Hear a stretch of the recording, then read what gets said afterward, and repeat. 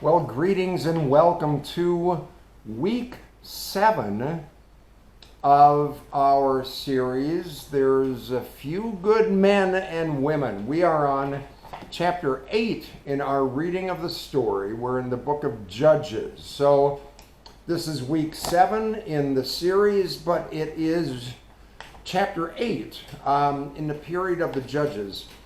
In a sermon you heard that for 300 years, there was a cycle of rebellion, repentance, restoration, and then God sends a new judge. We heard about we heard about one guy who was Caleb's younger brother, who was the first judge. Ehud, the left-handed man who killed the king, stabbing him in the stomach because he was left-handed. Heard a little bit about Deborah, and today we're looking at Samson because there's always more to the story. Now, recall for a minute what you remember about Samson. Samson, let's see. From Sunday school days, Samson was a big, strong man.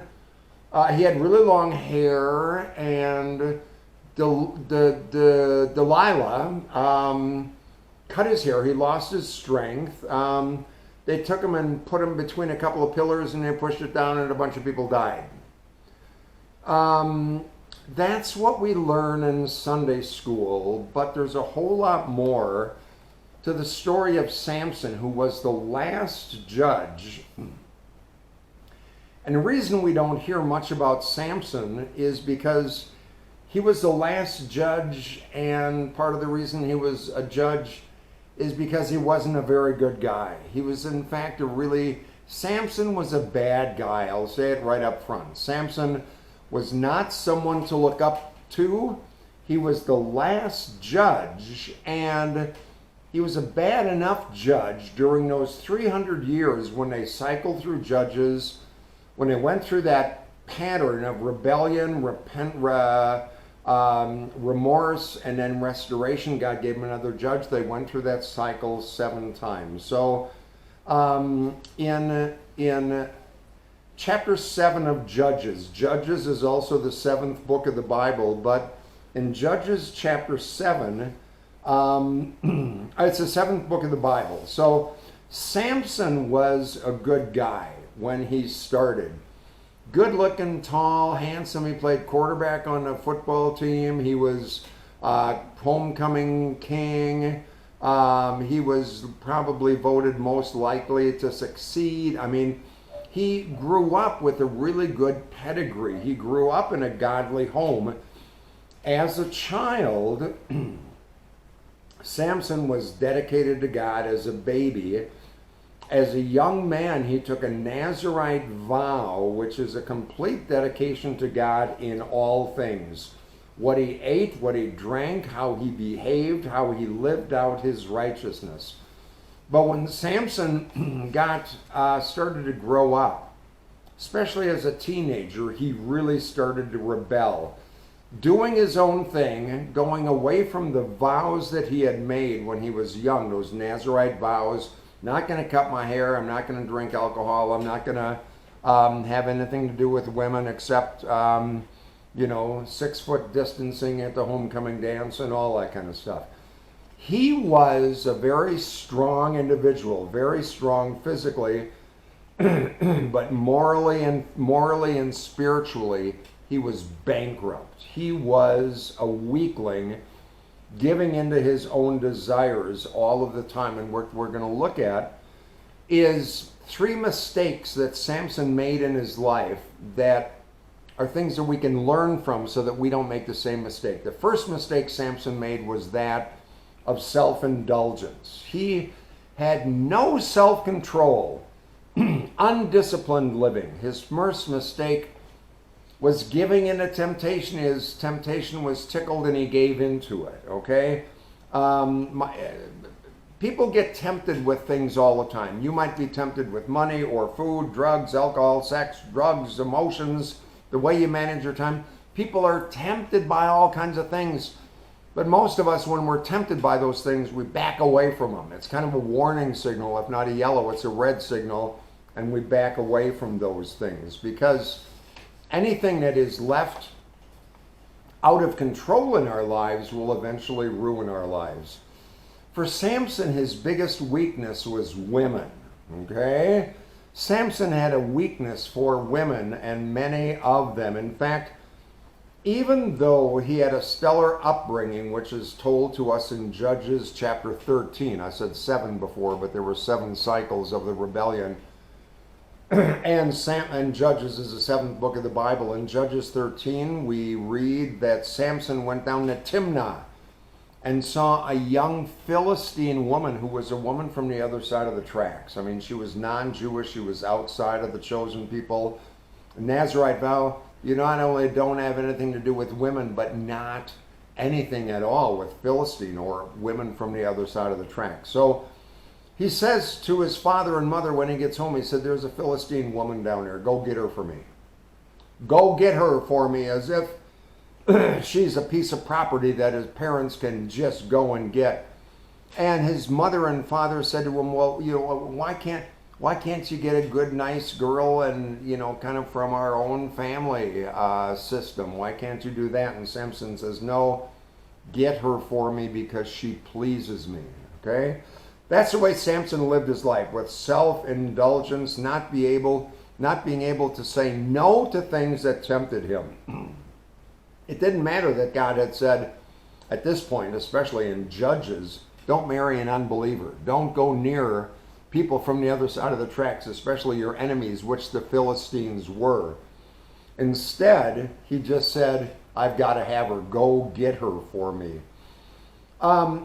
Go get her for me. Samson gave in to temptation one time after the other. And you know, sometimes I think with us that we kind of think, you know, if we just give in this one little time and it's not going to hurt, nobody's going to know, it's just a little thing. Nobody's going to know, it's not going to really hurt anybody. I'll just give in to it once. That's the way temptation works. It burrows its way into our hearts and souls and says, it's not so bad. It's not so bad. Nobody will know about it. Just do it. Just whatever that might be. Fill in the blanks for yourself. And the truth is that when sin gets a foothold in our hearts and lives, it just grows.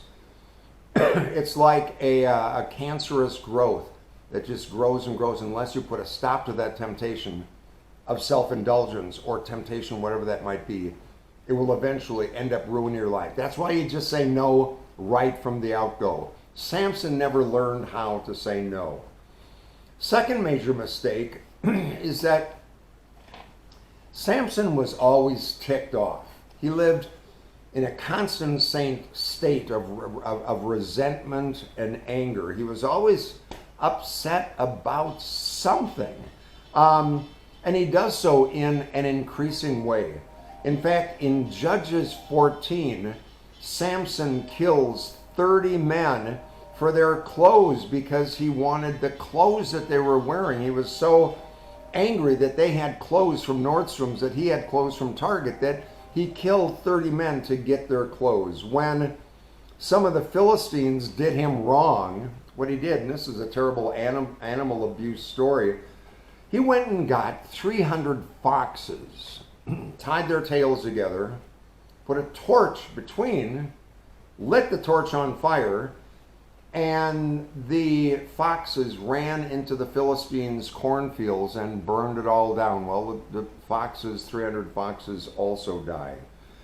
In Judges 15, it says that Samson killed 1,000 men with the jawbone of a donkey. You know, you hear in the Sunday school about his strength. What you don't hear about is his anger and resentment.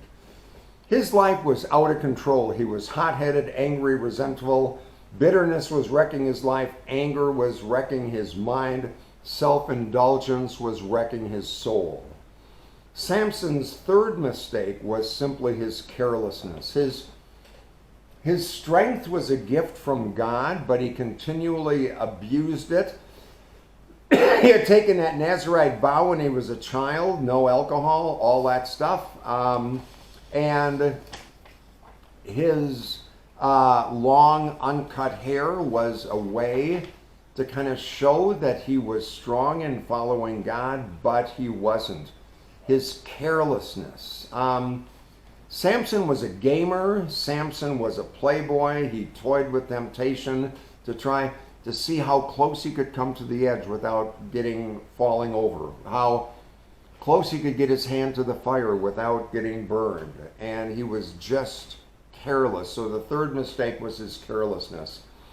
In Judges 16, we have the famous story about Samson and Delilah. Delilah was Samson's wife of the day. One day the Philistines came to Samson and said, I'll give you $1 million if you let us know how it is that Samson gets his strength. So a number of times Delilah goes to Samson, Samson, I'm your wife of the day. How is it that you get your strength? Well, he told her a number of different fables. He said, if you put silky strands around my arms, weave my hair into dreadlocks, I'll lose my strength.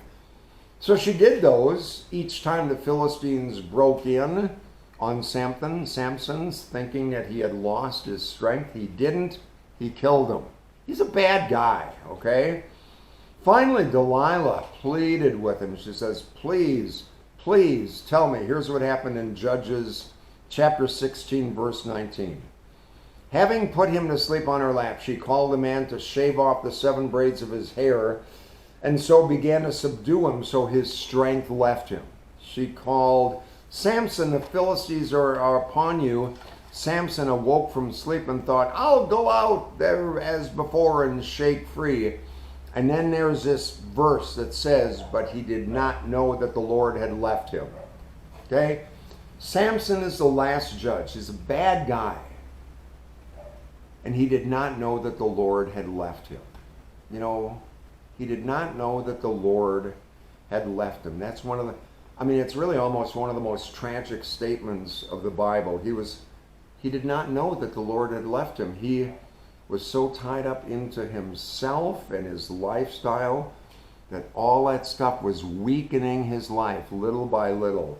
Gradual, seductive process. He didn't start out with plans to be a great failure, but it came on him gradually, kind of like quicksand. Not so bad when you're an inch into it, but you don't take the effort to get out of quicksand and you start to sink and sink and sink, and soon you're up to your neck. The Philistines grabbed Samson, and the scene quickly deteriorates. They gouge out his eyes. Bald Samson. So quickly deteriorates. They take him down to Gaza and they bound him with bronze shackles and put him in prison. He lost his power, he lost his potential, he lost his influence, he lost his freedom, all because Samson made the typical excuses. I'll only do it once. It's only a small thing. Nobody will know. It's only a small sin. It's only a little temptation. I'll just give in to it. But that's not true. Little things always lead to big things. Little sins always give way to bigger sins. Faithlessness leads to apostasy. Samson had dedicated his life to God as a child, but as he grew, he gave up on God. And then what happened as his head is shaved, he did not know that the Lord had left him. But you know, funny thing is, shouldn't be surprised at this, even though Samson was a bad guy, God didn't give up on Samson.